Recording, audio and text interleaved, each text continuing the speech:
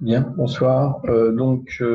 Cette vidéo va porter sur le chapitre 2, les coûts variables, la méthode dite du coût variable avec la correction, je l'ai envoyé par mail, de l'exercice 1. D'accord, donc quelques commentaires, quelques explications par rapport à l'exercice 1. Ensuite, je passerai à vous donner quelques conseils pour l'exercice 2 aussi. L'exercice sera fait pour vendredi.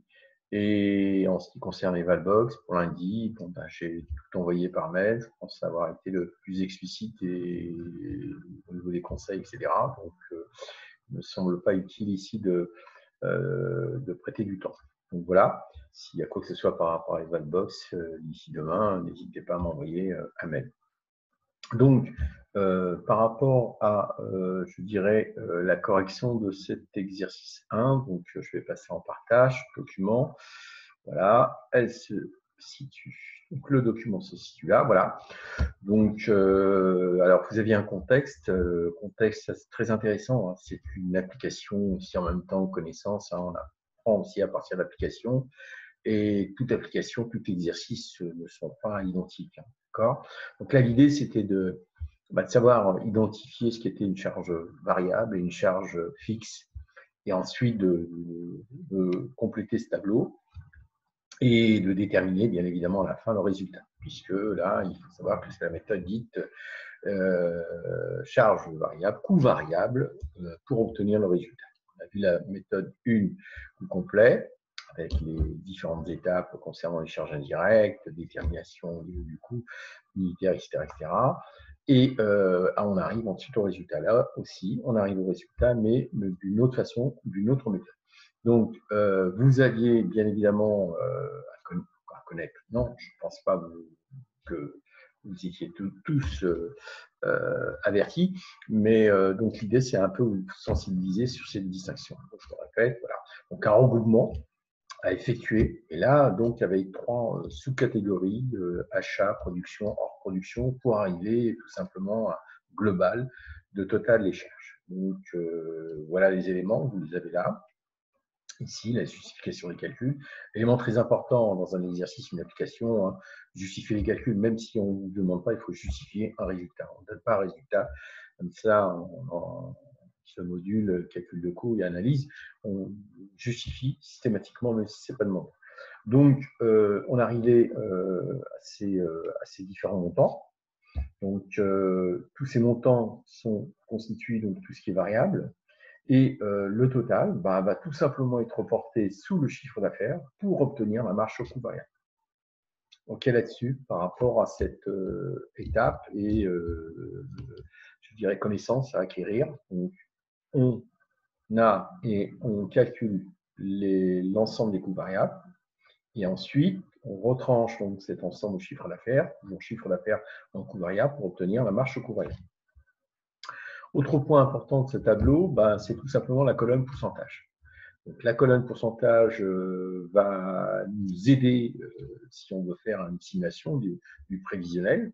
Donc, il faut savoir la calculer. Il faut savoir calculer en pourcentage bien, les charges variables d'achat, tout simplement rapportées au chiffre d'affaires. On prend tout simplement les montants, le montant des charges variables d'achat divisé par chiffre d'affaires multiplié par 100 puisqu'il s'agit de pourcentage. Donc, en gros, 31% du chiffre d'affaires est constitué de charges variables d'achat. Voilà ce que ça veut dire. Donc, ayez cette approche aussi et cet intérêt de donner un résultat sous pourcentage. C'est beaucoup plus parlant qu'une valeur. 310 000 euros, qu'est-ce que ça veut dire? On ne sait pas. Hein, par rapport à quoi, on ne sait pas. Mais là, 31% du chiffre d'affaires, on sait ce que c'est. D'accord. Donc, charge variable d'achat, production, même chose, hors production, même chose. On obtient donc, en fin de compte, on a 60% du chiffre d'affaires constitué ici, pratiquement, de charges variables. D'accord. Donc, une fois que nous avons déterminé le total des charges variables et que nous avons calculé la marge au coût variable, qui est la différence, donc je voulais rappeler ici, chiffre d'affaires moins coût variable, donc ici elle est de 410 000, le taux est très important, c'est, on va dire, dans cette colonne pourcentage, le taux le plus utile. Hein, le plus, je ne dis pas que le reste est inutile, mais le plus important, c'est le taux de marge sur coût variable, puisqu'on en aura besoin par la suite pour déterminer le seuil de rentabilité. D'accord? Donc, on justifie le calcul de la marge sur coût variable, qui est donc la différence ici, chiffre d'affaires moins coût variable, et le pourcentage, il suffit de prendre 410 000 divisé par 1 million fois 100 pour obtenir 41%. Ensuite, on indique les charges fixes ou charges de structure, c'est la même chose. Donc, tel que son nom l'indique, ce sont des charges qui ne bougent pas. Donc, qu'est-ce qui ne bouge pas en général? C'est l'amortissement. Qu'est-ce qui ne bouge pas en général? C'est tout ce qui est charges de personnel, mais personnel dont les salaires ne bougent pas sur l'année. Par contre, personnel commerciaux, où ici, on vous dit payer à l'heure, etc., ça constitue une charge variable, c'est plus une charge fixe. D'accord? Qu'est-ce qu'on a d'autre? On a les loyers, hein, c'est une charge qui est tout le temps constamment la même.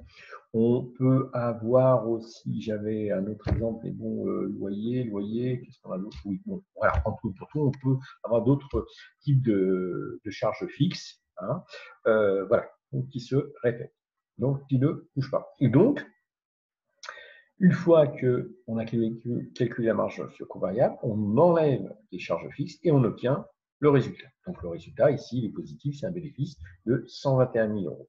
Donc, ce qui veut dire que pour 1 million de chiffre d'affaires, l'entreprise ici a dégagé un bénéfice de 121 000 euros.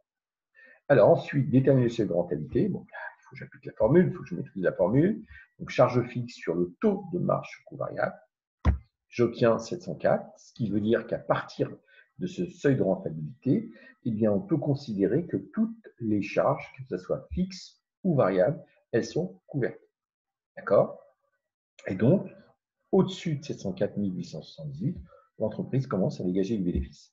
Et à partir de là, on peut calculer la marge de sécurité et l'indice de sécurité, qui est tout simplement, comme son nom l'indique, la partie, la valeur à partir de laquelle donc, on commence à rentrer dans une zone de sécurité où ça commence à être problématique. Il faut, voilà.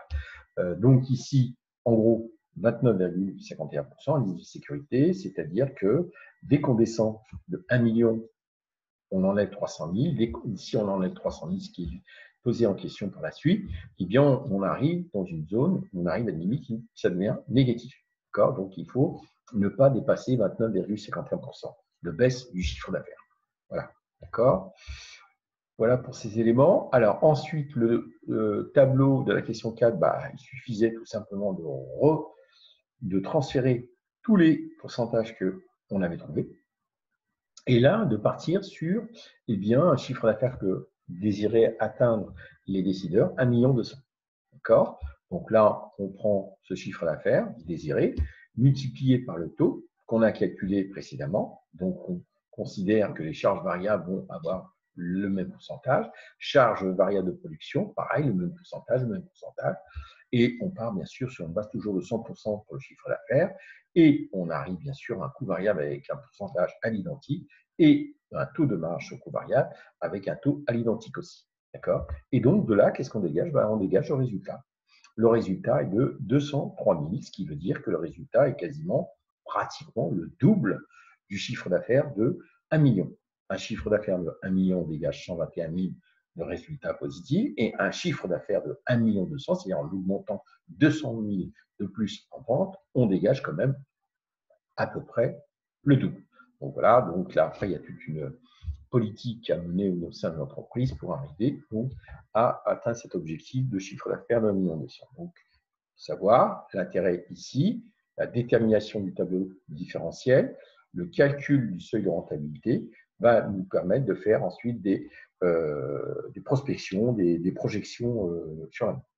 Donc voilà les différents éléments que vous deviez être amené à porter ici sur cet exercice. Bon, il est clair que de ce que j'ai pu voir au niveau des copies, bon, je n'ai pas eu du 100%, mais j'ai relevé que les formules étaient bonnes, j'ai relevé que le raisonnement était bon, que la compréhension était bonne, le passage entre les deux tableaux était bon.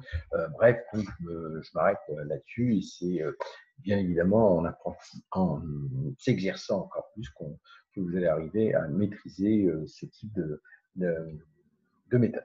Donc voilà. Alors maintenant, je vais passer, je dirais, à l'exercice que vous avez à faire pour vendredi. Donc il s'agit de l'exercice 2. Voici donc le contexte, très court. Alors après, c'est pas du tout, je dirais la finalité est la même, un résultat, mais vous voyez là, il n'y a pas de chiffre d'affaires, il y a uniquement la marge sur coût variable, il y a uniquement les charges de structure, il y a uniquement le bas. Uniquement le bas. Alors, qu'est-ce qu'on nous communique dans le contexte? On nous communique le coût variable unitaire. Donc, qui dit coût variable unitaire, je vais pouvoir calculer ici ma marge sur coût variable. D'accord? Je vais pouvoir déterminer le montant. Donc, à l'unité, elle est de 0,52. On vous dit que les ventes, elles sont de 25 400. Donc, il suffit d'appliquer 25 400 à 0,52 ici pour obtenir la marge sur coût variable. Tout simplement. Les charges de structure, elles sont de 9 360. Il suffit de les reporter. Il n'y a rien à justifier ici. Et ensuite, par différence, obtenir le résultat. Voilà, tout simplement. Alors, ensuite, ça, c'était le premier point. Après, vous aviez le seuil de rentabilité. Donc là, vous calculez, vous appliquez bien évidemment la formule. Hein, sauf que là, la formule, vous partez avec la marge sur coût variable. C'est plus du tout comme ce qu'on avait fait tout en haut du tableau. Donc, il faudra prendre la formule charge fixe divisée par le prix unitaire de la marge sur coût variable. Et vous obtiendrez ainsi votre seuil de rentabilité en valeur. Ensuite, la marge de sécurité qui est demandée et l'indice de sécurité, il suffit d'appliquer les formules.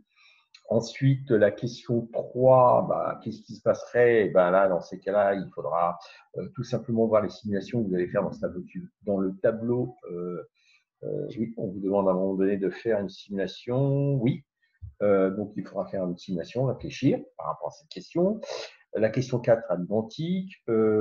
Et ensuite, à la question 5, il suffit tout simplement de reprendre, comme on a fait dans l'exercice 1, les taux. Vous calculez les taux, taux sur la marge sur coût variable, sur les charges de structure, etc. Et vous les appliquez tout simplement. Vous appliquez tout simplement les taux sur ce qui est attendu. Ici, c'est plus un chiffre d'affaires d'1 200 000 convenants, mais c'est une quantité qui est de 21 000 litres. Donc, c'est à l'identique, mais sauf qu'on ne prendra pas les mêmes données au niveau de la formule.